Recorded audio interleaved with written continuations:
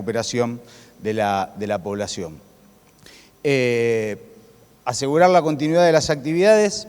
Hay normas, por ejemplo, la 22325 o la 22320 de gestión de emergencias, que se puede aplicar a la parte privada y a la parte pública, y hay distintos tipos de empresas que van a necesitar realmente tener una gestión de emergencias porque tienen que tener una unidad de respuesta a emergencia. Pienso en una minera o pienso en una petrolera que tiene a 400 kilómetros su primer ciudad y los bomberos locales no van a tener posibilidad de respuesta. Entonces, desarrollar un sistema de emergencias propio puede estar guiado por una norma internacional que le va a dar algunas cuestiones. Y esto que se vuelve a repetir también en cuanto a contexto interno y contexto externo me parece súper interesante, porque las normas, algo de lo que hablan y fundamentalmente es de los contextos, ¿sí? De cómo uno va a gestionar, y ahora después vamos a verlo más en la práctica. Bueno, esto es lo que les estaba contando, la interoperatividad técnica entre todas las partes, que todos tengamos un mismo lenguaje, un mismo sentido de ser y de cooperación, y inclusive hay una norma sobre cooperación, y esto es interesante porque me parece en gestión de riesgos, en gestión de emergencias, para mí el enfoque debe estar basado en la cooperación, en la construcción de lazos previos para la posterior respuesta. Y las fases claves de la gestión es el antes, el durante y el después, que es como se enmarca, por ejemplo, quien hoy hace algo estandarizado es Naciones Unidas. Hay programas en Latinoamérica, sobre todo en Centroamérica, sobre reducción de riesgo de desastres, y lo que principalmente se hace ese marco es en el antes, en el durante y en el después. En el antes, esto también puede pasar en una empresa privada. Yo he trabajado en la industria química y también trabajamos pensando un proceso, bueno, qué pasaba antes, qué pasaba durante, cómo íbamos a controlar la emergencia y cómo íbamos a volver a la normalidad en caso de un evento.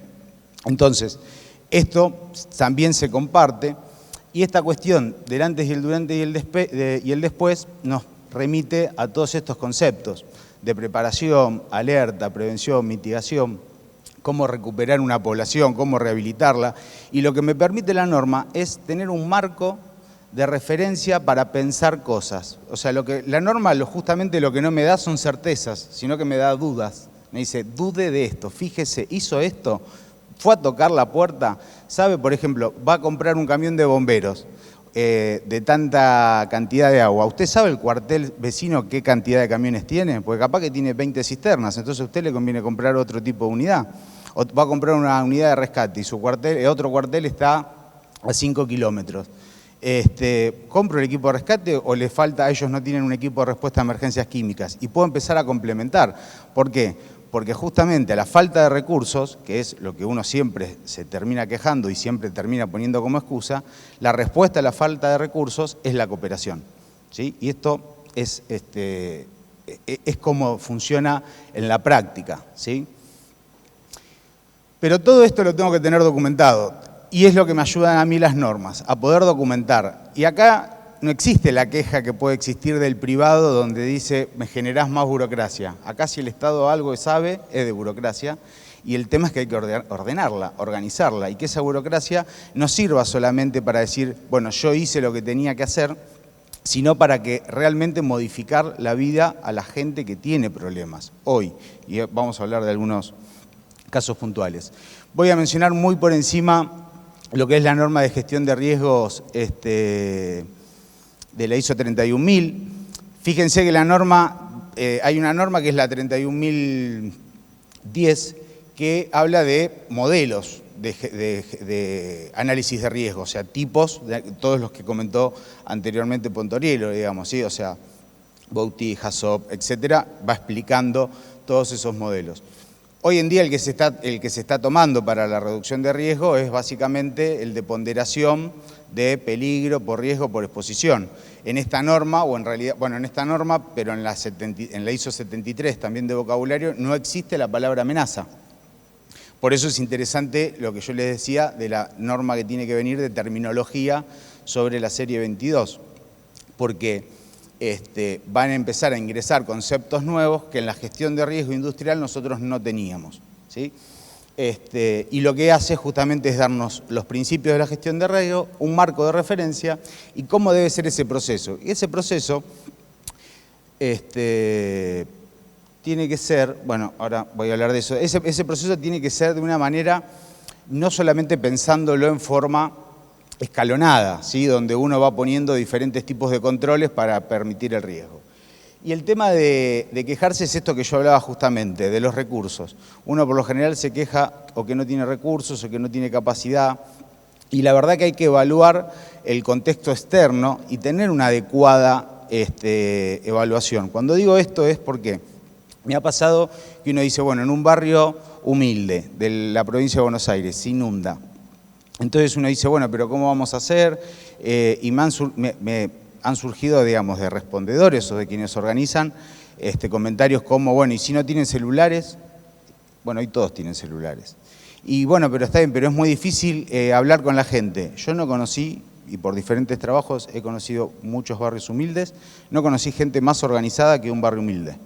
No, digo, con grupo de WhatsApp, se conocen todos. Yo les decía, están más organizados que un edificio de Palermo. Digamos, yo particularmente a mi vecino de al lado, de abajo, del tercero, no lo conozco. Ahí se conocen todos. Eso es un trabajo que ya está realizado casi el 60% de la tarea, que es justamente vincular a la sociedad, y faltan las herramientas para poder reducir esos riesgos o controlarlo. Y esto es lo que yo les contaba. La 31.000 habla de que el proceso de gestión de riesgos siempre se presenta, y nosotros lo tenemos en nuestra cabeza, y siempre lo pensamos, como una manera secuencial, donde, por ejemplo, si vemos el árbol de falla, decimos, bueno, esto fue sucediendo por esto, por esto, por esto, por esto, por esto. Pero de lo que habla de la gestión de riesgo a nivel proactivo, ¿sí? Es de mirarlo de manera iterativa. ¿Qué quiere decir esto? De realizar cosas, de hacer una presentación, de hacer una gestión y de ahí descubrir cuáles fueron los errores que se desarrollaron en esa presentación o en esa implementación de un programa de reducción de riesgos y empezar a corregirlos, o sea, empezar a marcarse basado en el error. El error, y esto me parece sumamente importante, tenemos una cultura también donde comentar nuestros errores no suma. Digamos, yo hoy hablaba con una persona un poco más grande que yo y yo le decía, lo bueno de vos es que vos te equivocaste mucho más que yo. Entonces, indefectiblemente tenés más experiencia. Y la verdad es que el error debería ser un proceso y no un suceso. No debería ser un señalamiento el error, sino una cuestión que se dé dentro del marco de un proceso para permitir la construcción y para permitir el mejoramiento de los funcionamientos de los sistemas. Bien, hablamos del antes. Para el antes hoy tenemos disponibles, y esto está en internet, acá está la gente de IRAN, así que no le voy a decir que se las puedo pasar la norma, pero las pueden comprar. Si no estuviera, también, siempre. Pero la norma la pueden conseguir en IRAN, que es el representante. Pero fíjense ustedes las guías que hay. Sabemos que hay guías y sistemas de gestión. Los sistemas de gestión son certificables, las guías son para implementación o para trabajo. En cuanto al antes, lo que me parece más interesante es la guía para los acuerdos de cooperación, ¿sí? Y la guía de los ejercicios de emergencia. Porque también es algo que vemos recurrentemente, los ejercicios, los simulacros que se televisan, se va a caer un avión en el aeroparque, simulacro. Bueno, las autobombas están estacionadas a 2 cuadras, las ambulancias las estacionaron a 6 cuadras y sale espectacular. Y uno dice, che, pero esto es una obra de teatro, porque la realidad es que va a tardar mucho más. Y en una empresa pasa lo mismo. Y en una empresa a veces pasa que el simulacro, cuando salen mal, nos vienen a llamar la atención. Al gerente de seguridad le dicen, che, mirá, la gente no sabía cuál era el punto de encuentro. ¿A vos te parece? Sí, me parece, es genial. Para eso es el simulacro, para detectar cuántos no sabían el punto de encuentro y ahora lo saben. Si el simulacro sale bien, es una obra de teatro. Si sale mal, es un proceso de formación, de capacitación y que permite la mejora continua. Eso también tiene que pasar en las cuestiones públicas. Y la guía de cooperación de acuerdos justamente lo que hace es evaluar qué capacidades tienen distintas organizaciones y cómo van a responder. En cuanto al durante, la ISO 22320 es interesante en cuanto a los requisitos para la respuesta a incidente y esto permite normalizar. Ahora vamos a ver los 3 puntos básicos en que se basa esta norma.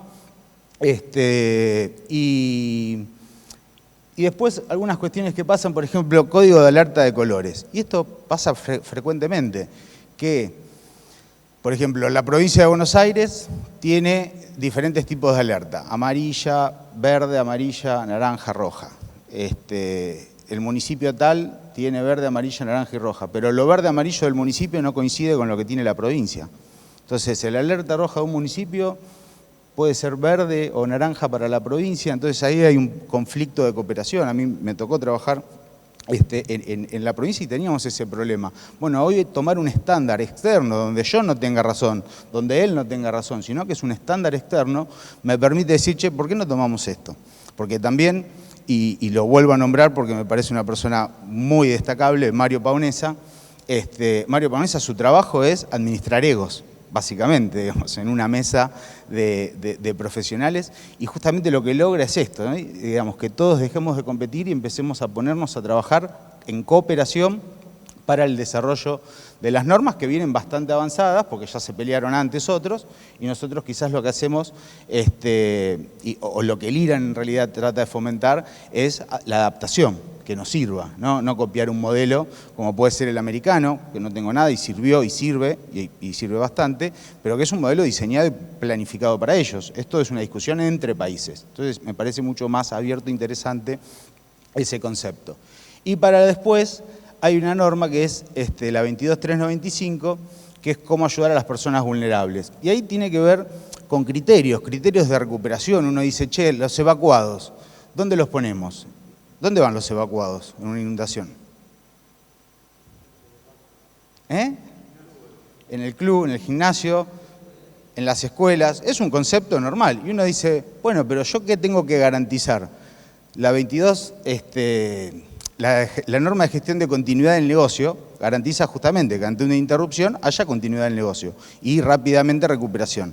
Bueno, en lo que es gestión de emergencias a nivel público, lo que tiene que haber es continuidad de la organización, de la normalidad. Uno lo que trata de buscar, justamente una emergencia, es la culminación de un proceso normal. Entonces uno tiene que tratar de volver normal un caos, ¿no? Eso es la gestión de emergencia. Por eso a veces son los sistemas verticalistas, etcétera, etcétera, en cuanto a la conducción. Pero hoy lo que busca el sistema normativo es horizontalizar la emergencia, que no sea un problema de defensa civil o de la Secretaría de Protección Civil o de los bomberos, que sea un problema de la Secretaría o del Ministerio de Infraestructura, de Desarrollo Social, de Seguridad, digamos, porque todos esos actores van a tener que ver. El problema es que se ven el día del evento y no se ven antes. Entonces, hoy la norma lo que busca es empezar a conocernos y a vernos las caras antes. Y lo que le decía del colegio, y la continuidad me olvidé, digo, no pongamos más los evacuados en los colegios, porque si uno va a un pueblo evacuado, se va a dar cuenta que lo que sale en la tele que dice el pueblo está evacuado, en realidad es un barrio dentro del pueblo que pueden ser 1000 personas, es un montón de gente, ¿no? Pero todo el pueblo sigue funcionando. Si uno pone los chicos en las escuelas, justamente hace que el pueblo, la parte que no está afectada, se afecte porque los chicos no pueden ir al colegio, los padres tienen problemas laborales. O sea, empezar a pensar en todo el circuito de la continuidad y de garantizar la rápida recuperación de toda la población ante un evento extremo. Bien. La 22325 son dos normas que voy a hablar, la de gestión de emergencia y esta particularmente, que son las directrices para evaluar las capacidades a nivel local. Lo que hace interesante es que yo pueda saber qué tengo en mi contexto externo en cuanto a la respuesta a emergencias. Esto lo puedo hacer un cuartel de bomberos, lo puedo hacer una dirección o una secretaría de protección civil, lo puedo hacer un gobierno, lo puede hacer una empresa. Digamos, una empresa puede agarrar y decir, che, a ver, tengo los bomberos cerca, soy una industria química en Lavallol o en Mataderos. Bueno, ¿qué capacidad de respuesta tienen los bomberos que van a venir a ayudarme cuando se sobrepase mi capacidad para responder? Entonces puedo ir a evaluarlo con 8 indicadores. Son 8 indicadores que no son 8 indicadores para decir quién es peor y quién es malo. Esos 8 indicadores tienen una evaluación de 1 a 4. Pero lo que permite es generar dudas. Es decir, usted hace esto, esto y esto, bueno, ¿lo tiene documentado o no? Bueno, se califica de una manera, porque por lo general todos hacemos todo, pero el tema de la documentación es lo que nos permite saber si se está haciendo de una determinada manera. Entonces, los 8 indicadores tienen que ver cómo es el liderazgo, cómo es el liderazgo, cómo se van a gestionar los recursos. Entonces da 4 opciones. A todas estas de las 8 hay 4 opciones para poder responder. Eso se lleva a un número, eso se hace una suma, nos da un resultado y permite evaluar la capacidad. Bueno, esto no era algo que teníamos disponible. Digamos, hoy uno cuando dice a alguien, che, evaluaron los recursos que tiene la provincia y hacen un listado de materiales, pero no se evalúan los conceptos, digamos, la respuesta que puede haber, independientemente de la cantidad de materiales que puede haber, que es un solo punto, gestión de recursos. Después los otros 7, tienen que ver con la organización y con el contexto de la organización y cómo planifican sus ejercicios, si hacen simulaciones, si hacen gestión